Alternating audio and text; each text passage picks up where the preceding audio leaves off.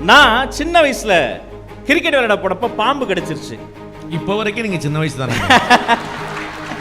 நிரந்தர இளைஞனே சொல்லிட்டா சரிதான். சின்ன வயசுல 7ஆம் வகுப்பு படிக்கும் போது பாம்பு கடிச்சு 3 நாள் ஐசியூல வச்சு போராடி எங்க அம்மா என்னை காப்பாத்திட்டாங்க. ஆனா என்னால நைட்ல நிம்மதியா தூங்க முடியாது. ஃபோபியா.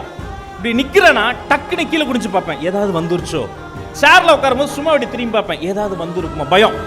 நைட்ல திடுக்கிட்டு எழுந்திருப்பேன். 1 வருஷம் நான் நைட்டு தூங்கல. நான் திடுக்கிட்டு எந்திரிக்கும் போதெல்லாம் ஒரே காட்சி. எவ்ரி நைட் திடுக்கிட்டு எந்திரிக்கும் போதெல்லாம் அப்பா தூங்கிட்டு இருப்பாரு.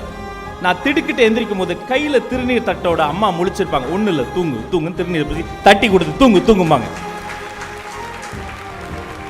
எங்க அம்மா, நான் முழிச்சு பார்த்தா எங்க அம்மா. அப்ப நான் யோசிப்பேன், எப்படி அம்மா தூங்குவாங்க, எப்ப தூங்குவாங்க, எப்படி சமைப்பாங்க, என்ன வேலை செய்வாங்க.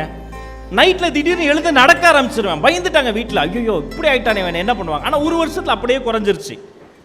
ஒரு நாள் நான் வளர்ந்து பெரிய ஆள் ஆகி காதல் செய்து எங்க வீட்டுல வந்து நான் இந்த பொண்ணை விருப்பப்படுறேன், நீங்க ஒத்துக்கிட்டா கல்யாணம் பண்ணலாம்.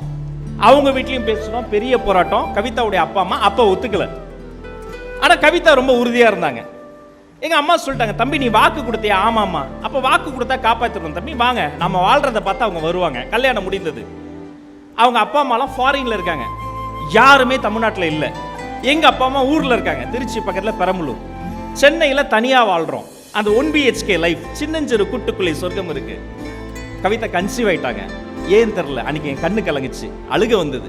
நம்ம அப்பாவுடைய அருமை, அம்மாவுடைய அருமை நாம அப்பா அம்மாவா மாறும்போது தான் வாழ்க்கையில தெரியுங்கிறத நான் உணர்ந்தேன்.